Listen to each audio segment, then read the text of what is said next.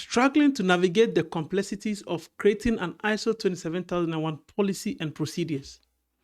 This video will break down the process step by step, including practical tips for customization so you can build a policy and procedure that is tailored to your specific needs and ensure a robust data security. Also, if you haven't already subscribed to this channel, please do subscribe so that you stay on top on all our latest videos. So let's get into it. Under clause 5.2 policy, it states that top management shall demonstrate leadership and commitment with respect to the information security management system by ensuring the information security policy and the information security objectives are established and are compatible with the strategic direction of the organization. Also ensuring the integration of the ISMS requirements into the organization processes. So like I stated, this video is going to break down the information security manual based on the clause 5.2. Let's look at the information security manual. Some people also call it the information security policy. I call it the information security manual because I based it on the clause 4.4, which talks about the information security management system, which says that the organization shall implement, establish, maintain, and continually improve the ISMS, including the processes needed and their interaction in accordance with the requirements of this document. So this is why I am calling this document an information security manual. Now, this document, as you could see, we have the company logo, document control over here, which is talking about the document ID, who owns the document, what is the version of the document, when was this document effective, who prepared the document, when is going to be the next review. Let's go into the table of content. So the table of content here is breaking into several functions. You could see we do have the introduction, we do have the ISMS high-level structure. Like I stated earlier in my previous video, the high-level structure comprises of the management clauses, which is from clauses 4 to clauses 10. And that is why I call this document an information security manual, because it is actually governing all the statements that stakeholders are supposed to adhere to, talking about establishing, implementing, maintaining, and continually improving the ISMS. Hence, these are the key structures, or these are the backbone of the ISO 27001. And hence, that is why you have it listed from clauses 4, 5, 6, 7, 8, 9, and 10. Let's get into details of the document. Introduction. Introduction here, we are trying to give a background of the document. We are trying to list the purpose, who the document is applicable to. We are trying to give the structure of which the document is all adhered to. So here you could see that I am stating that the information security is extremely important to the organization in order to avoid fraud, business interactions, and loss of data. So this is typically explaining what the document is going to be all about. Typically explaining what the purpose of this document is going to be all about. So here you could see that I said that this document is part of the organization information security manual, an integral approach of the information security policy. For more details about the ISMS, see the information security policy document. So that is the reason why I documented this as a manual, and then I have an information security policy document also separate. Now, let's look at the context of organization. For those of you who haven't seen my previous videos, I would adhere to you to go back and look at the previous videos where I break down the various factors in the clauses and then the various examples that you need with each and every clauses. Let's look at the clause 4. Context of organization. So mind you, here we are actually writing the document that the auditors and then employees or stakeholders in the organization are going to be seeing. So here, issues and stakeholders. So you remember that in the previous videos, I listed what are the issues. We do have the internal issues and the external issues. We do have the internal and external drivers that are applicable to the management system context. I listed that in the previous videos. So here in the actual document of the ISMS manual, I am saying that the organization annually identify internal and external issues and then records it.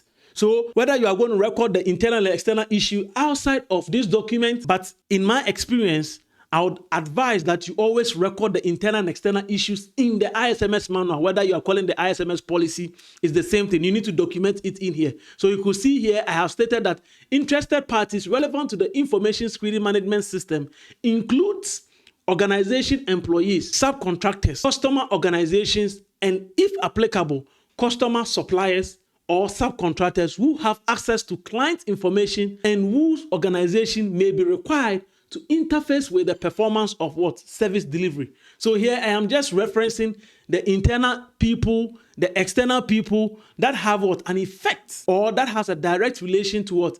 The ISMS manual. Let's dive deeper into what? The context and scope. So here you can describe what? Your organization. What is the organization all about? So that's why you can see I have written that what? Organization description. So here you can what? Describe the organization's what? Description. So here you can see I said that this policy document describes the information security system that our company uses. So you are going to give a brief description about the organization. You can also choose not to give the brief description, but delve directly into the scope description that you see down here. So the scope description, I provided an example. The scope of the organization's ISMS, which applies to the assets, technology, and processes employed by the organization for processing, management, and delivery of services to its what? Customers. So here we are telling the stakeholders that our scope is going to be made up of what? This product, these services that we are going to what? We are always supplying to what? Our customers. And then this scope is also documented, taking into consideration what? The control implementation requirement from what? The ISO 27001 Annex A control that has been documented in what? The statement of applicability. So the date of effective for the statement of applicability, that is what you have to document in this section that I have highlighted. So let's continue to dive deeper within the scope. So within the scope, we provide the following main activities and provide the following services to customers. So here, like I earlier stated in the scope description, you are talking about the delivery of services, products that you are going to be providing to your customers. The bottom line here, you could see that I have A, B, C, D, which is listing the services and what the product that you are going to be listening to. So let's take it, assuming I am Microsoft. Microsoft is providing a lot of services to customers. So let's say Microsoft Azure, you can put that in there. Let's say we are looking at what the Microsoft Entra platform, you can put it in there. But again, what if you are a healthcare service? What if you are what? A SaaS provider? What if you are a training company? What do you do? So again, those are the services and products, you list them there. And then again, you are going to also list the department that are going to be in scope in this policy. So the department that are in scope, you are going to list them there. So you can see I have listed a couple of examples over here. I'm talking about what? The enterprise infrastructure. So the enterprise infrastructure more or less differs from company to company. We can have the enterprise infrastructure consisting of what? The network department. It can also consist of what? The platform team. It can also consist of what? The technology operation team. It can also consist of what? The product team. Then we have our human resource, the information security team. We have the legal, procurement, all kinds of departments that are going to be in scope of what? Your ISO 27001. If there are any out of scope, you can then list those out of scope in here. So you can see that I have listed that the out of scope. So more or less you can say the scope exclusion. If there are any scope exclusion, then you are going to list those scope exclusion in here. If there is no scope exclusion, then you don't need to list it out there. There are two ways of listing the scope exclusion. So over here, you could see that I have that at this point in time, no department or business activities has been specifically declared out of scope. If there is no business activity that is out of scope, you can just simply list it over there. You can also list it in a different way by having a section for it where you could see I have scope exclusion. So here we can say that the scope of the ISMS excludes organization personnel. So you can then list those organization personnel in here. Whichever ones that are out of scope, you can then list them out of there in there. Mind you, your main office is always supposed to be in scope. The one that you call what? The headquarters. It is always going to be in scope. Let's move on to clause 5. So in this document, clause 5 is talking about leadership. So you could see that here I have been able to take all the requirements in the ISO 27001 and then have documented it, personalize it to the organization. So you could see here, we are saying that top management shows leadership and commitment to the ISO. We are saying to the auditor, or we are telling the stakeholders or customers, interested and external parties, that the leadership of our organization are always interested and committed to what?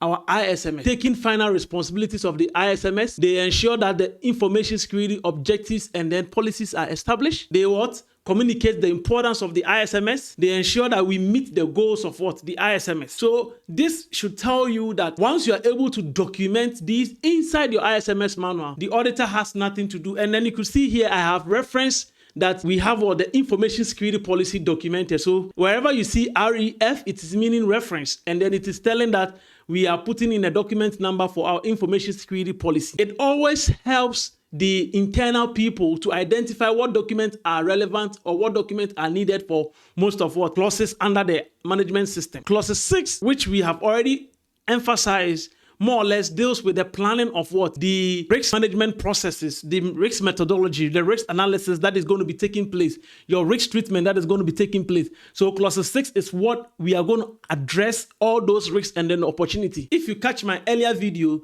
you will see that under planning clause 6, I talked about how you can address risks and opportunity, and then it is good for you to document how you address those risks and then opportunities. But in here, in the ISMS manual, you are going to tell the auditor what you guys are specifically doing. So more or less, as I indicated, this is embodying everything that you guys do with regards to how you plan for your risk. Here I'm talking about the information security team uses a continuous improvement methodology. What are those methodology that I'm talking about? They are aware of what the business goals. They are addressing and defining actions that are really necessary in planning. The methodology are in several levels. So here you could see I have listed most of those things, and then I have listed them in order. So you could see here I said first of all, it is represented of an agenda of quarterly meeting. So in our planning, we have a quarterly meeting. You can have it annually, you can have it bi-monthly. More or less, this is already infused in the information security team or the GRC team that you already have in existence. There might be a leadership team that is already doing all these things. So you can infuse this in there. You could see I'm talking about penetration testing. So probably, as I said, there will be an information security leadership team. There will be an information security management board whereby they take all this into account. So when do they do the testing? When do they do vulnerability testing? When do they do pen testing in the organization? All those things have to manifest in here. What is your risk methodology that the organization is all about?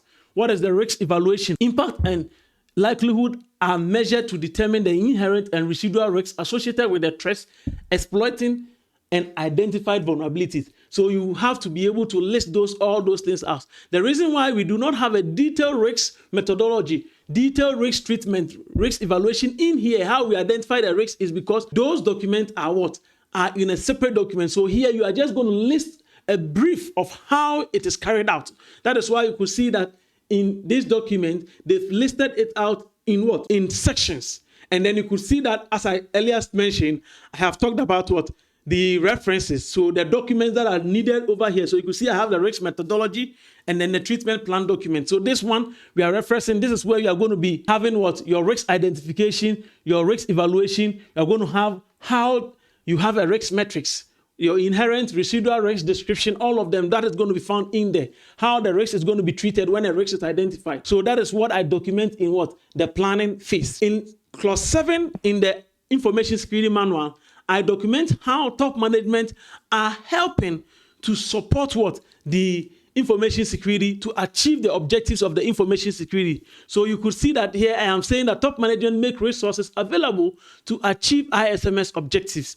Again, you could see that I have also referenced key roles that are being played in the document. So again, you could see that this document defines roles that are necessary to the ISMS. So again, like I said, talking about competency. So you know all the clauses, sub-clauses that fall under support. So those are what I have combined, and then I've listed all of them as one in here. And then you could see, as I talked about, the reference. So documents that you can provide as your evidence, job description, your training records, personnel evaluation, communication plan. All these things are needed for this clause 7. Let's look at clause 8. So clause 8 is typically the outcome of what happens in clause 6. So the operations that are taking place, the current actions and matters that has already been taking place under the planning. So here you could see that I am referencing that after the information security team had met, after the information security team or the leadership team had gathered or they have set targets, they go by following a plan that they have drafted. So from that plan, you could see that I am referencing that they discuss whether everything is going well. And if it is necessary, measures are supposed to be taking place. Everything that you do under your clause 6, you need to be able to have keeping track of them.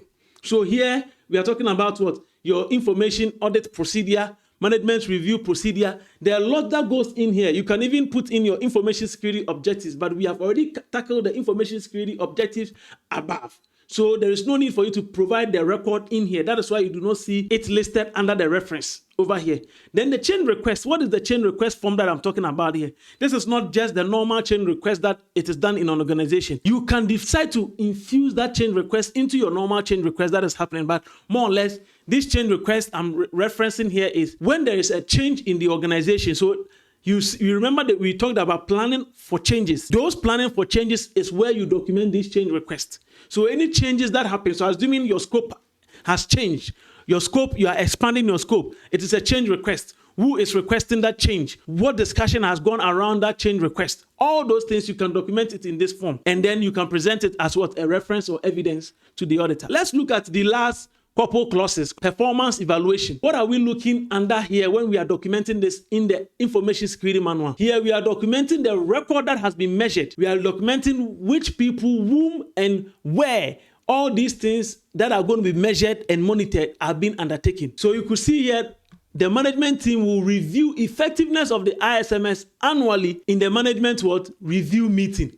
So here we are going to be looking at what? A management review meeting that is going to be conducted annually. You can choose to conduct it biannually. You can choose to conduct it, but in my honest opinion, it is supposed to be done annually so that after the internal audit and then the external audit, you can then perform that annual review. So again, the annual review will be intermittently between those two so that you can be able to capture everything that has happened in the internal and external audit. And then talking about the management review, ISO 27000 have a set agenda that you need to provide for ISO 27001 management review.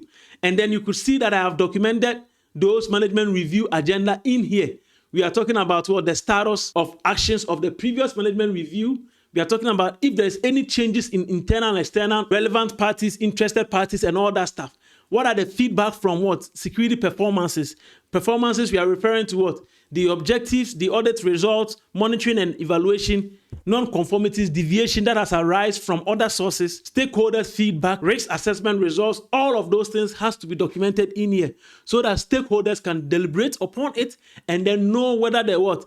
Controls that has been put in place are working as it ought to work and everything is working effectively and smoothly. So you could see that I have referenced some what? Documents that you need to provide. So you could see here, I am not saying internal audit procedure or plan or policy. I am saying records of the internal audit. So showing that what was the internal audit resource, internal audit plan. So the internal audit plan is talking about what is the schedule of the internal audit. What are the plans that you are going to be taking for the internal audit? Like I said, the internal audit doesn't necessarily need to happen every year within the 3-year cycle. You can conduct the internal audit based on what? The clauses and then the Annex A controls that are applicable in your environment each year. So you can perform clauses 4 to clauses 10 in year 1, clauses Annex A5 and Annex A6 in what? Year 2, and then the remaining in what? Year 3. Or you can lump sum all of them in the last year. Internal audit, I don't really like it. I normally call it a health check because you are checking whether the controls that you have put in place are working as it ought to work, or whether everything that you are supposed to do, you have done it, and then you have made sure that security is the forefront of what? Your requirements of ISO 27001. Let's look at the last clause in the what? Information security manual. Here, we are looking at what? Our non-conformity. We are talking about the deviations that has happened or that has arisen from other sources in the organization. Be it supplier assessment, be it pen test, be it system test, be it vulnerability, be it a management review, anything that has caused the ISMS not to work or function properly, you document it in what? Your deviation register. Some people call it the non-conformity and corrective action measures or document or register. So however you want to do it or however you want to list it, it's up to you in the organization. So now let's look at the information security policy that I was referring to. Why I named this the information security manual, and then why I have the Annex A controls as the information security policy, or better still, the information security procedures. Here you could see that I do have the document control as usual. I have the company logo as well, so you can document them in the first page. So let's dive into this policy. As usual, we do have our table of content which talks about the overall structure, what the document is all about, and then we dive deep into what the breakdown of what the controls, where I spoke about the A5 controls, which is the organizational controls. Then also we talk about what the people controls. We talk about what the technical controls. We look at physical control. And then finally, we look at what our technical control. Let's go into the organizational control. So under the organizational control, we do have several controls over here. And even under the organizational control, 5.1 specifically is calling out what?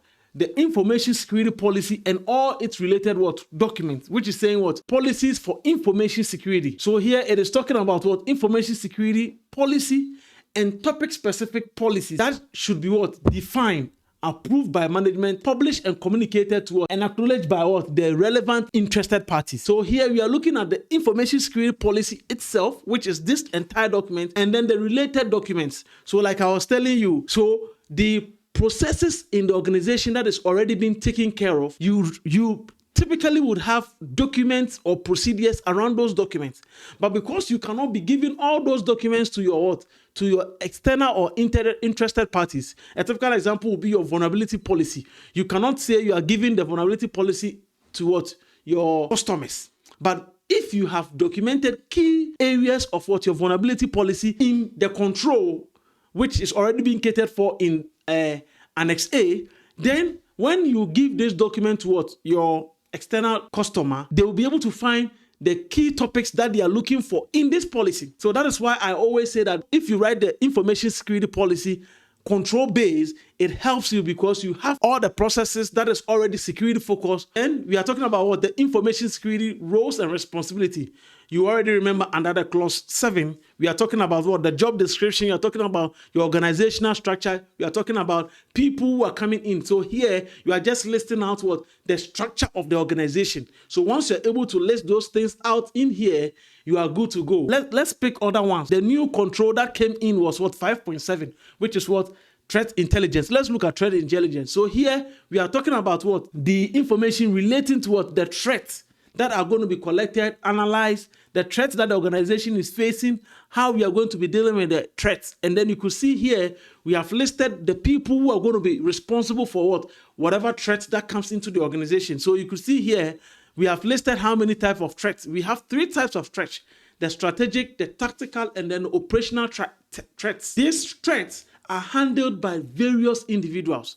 So you will be able to determine this. So if you have this document, you can be able to what? Let this tailor to your what? Your organization.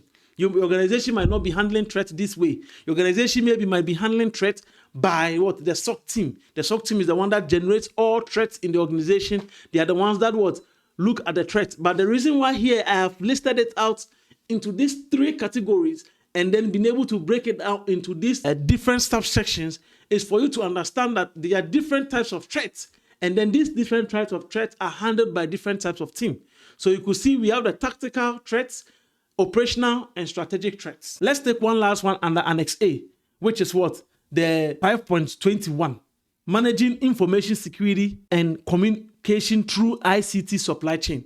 Here, you could see that I am talking about what? How we are going to determine information security requirements for our suppliers. So here, supply chain is very important. Supply chain, we are referring to what? Your critical business suppliers that are coming into the organization. We are referring to what? The requirement that you have going to be laying down for the suppliers. You are going to also be able to lay out the contract terms that your suppliers are supposed to what? Also follow. So once you are able to list this one out, you are able to cater for that. And then you can see in 5.21, it's talking about how we can review, how we are monitoring, and how we are also what? Managing the supplier services. So you can talk about that also in here. However the organization is performing it, you talk about it in here. So all this information security policy is just going to be brief. You are not going to give detailed procedures, or you are not going to give detailed policies. You are just going to be listing how the organization is performing this in the organization. You are just going to be listing how the organization is performing these activities in the organization. So you just have to be brief and concise, making sure that you are hitting on the key things suppliers and then internal and external people are supposed to know. As I said, mind you, you might already have a supply chain policy. You cannot give the supply chain policy to your customers. But once you have listed out the key takeaways of the supply chain policies in this information security policy, the supplier or your customers will be able to know that, okay, this is what you are doing with regards to what your supplier processes. And then they can also adhere to it. And this helps you in satisfying the requirement of ISO 27001. Let's jump to Annex A6, which is the people control. Under the people control, we are looking at the processes that are around HR. So you could see we do have screening, we do have terms and conditions of the employment, we do have the awareness and training, education, disciplinary process, we do have remote working, we do have responsibilities after termination or changes. So like I am emphasizing, you really do not need to list everything that your organization is doing. You just have to be able to bring out the key processes. So like screening, what is the organization doing, or what does the organization does when somebody is coming on board? HR is responsible for screen or co-sign any employment contract, temporary or internship, and make sure that each contract involves compliance with safe staff guidelines. So we are just saying that in our organization, HR is the one involved in screening. They do the background checks, they do everything. So this is part of your onboarding process. During your onboarding process, what happens? What does the HR do? The HR has a checklist. They follow those checklists to make sure that people are being hired through the checklist. Employees provide whatever thing that they are supposed to be provided, and then they come on board on the organization. When they come on board, what is the organization also providing for them? The organization is providing them documentation. If it's a badge, the organization is providing all those things. There are privileges that they need to say in the organization. All those things, you don't need to list everything out, but you just need to list out the key ones in there. Terms and conditions of employment. What are the terms and conditions of employment? In every employment, there is a terms and conditions. So the contract that you need to sign, what you are supposed to do, what you're not supposed to do, what you're supposed to talk about, what you're not supposed to talk about. New employees are made aware of it. New employees are made to sign confidentiality documents. So all those things are going to be part of your evidence that you're going to provide to the auditors or your external parties if they request for it. But once you have listed them out in here, yourself and then your internal employees are able to know what they are supposed to do and what they are not supposed to do. Let's look at one last one, which is information security, awareness, education, and training. So here, this one falls under two categories. We have one that is falling under the HR. We have one that is falling under the security team or the information security team. So HR basically will do the brief training of when people are coming on board. And then the broader training is where security takes over, where they do annual training or whatever. It is a monthly training, or whether there is phishing and all those things. This is where all those things happen. So you can talk about what the organization is doing with regards to information security, education, and training, how they are making people aware, how they are making people aware of the new threats, vulnerabilities that is out there, the new phishing and everything, vision and everything that is out there. This is where these processes are also written under. Let's shift to the last one under remote working. So this is more or less something that most people do forget how to be able to document remote working. So remote working, simply, we are just looking at employees that are working at home. We are looking at people that are working not from the headquarters of the organization, not working from the main office of the organization. Remote, typically, we are looking at areas that are not familiar territory for the organization to control whatever environment that you are in. But once you are in there, the organization needs to provide secure network. We're talking about the VPN. We are talking about if you are accessing public network, only SSL secure website can be used. We are talking about the process. So here you could see that there is a process in which you need to undergo. You need to be able to know that the organization is providing for them. And then that is going to satisfy the remote working. Let's jump to physical control. Everything about the organization, the physical parameters of the organization. We are looking at our headquarters. We are looking at the security that has been placed around the organization. We are looking at the environment, how conducive is it for the people to work in there? What are the processes and then the procedures that has been put in place in those locations? So if you have a server, if you have a network racker, if you have all those data centers, How are you securing those things? This is where the physical controls come into play. So physical security parameters, we are looking at what? The geographical map of what? Your headquarters and other offices that are in scope. Let's finally talk about the technology control. Technology control has a lot of security around it. We look at endpoint devices. We are looking at privilege. We are looking at secure authentication. We are looking at information access restriction. All those things are things that it is already done in the organization. So once the organization is performing these activities, all you need to do is you just need to be able to document the few pieces of what are very relevant to stakeholders, and then they can be able to, at least, even if they cannot even remember what is the privileged access in the organization, you can say, okay, admin access and other unrestricted access. So privileged access, we do have two types of the privileged access that we are giving in our organization. So you need to list them. You need to show what are they, what are you supposed to do with those privileged access. You cannot use your privileged access to access non-privileged functions. All those kind of things comes into play in here.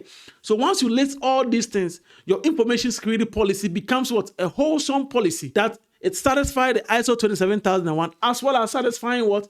The customers who are looking to know what are the processes that the organization has put in place. And as I said, all these controls are already done in the organization. So once you let your information security policy be control-centric, you are good to go, because you are able to what? Satisfy, or you are able to provide a reliable data security. So let me know what you think about these two documents, and let me know if you want a copy of this document, as well as what your take is on this. Until then, see you in the next video.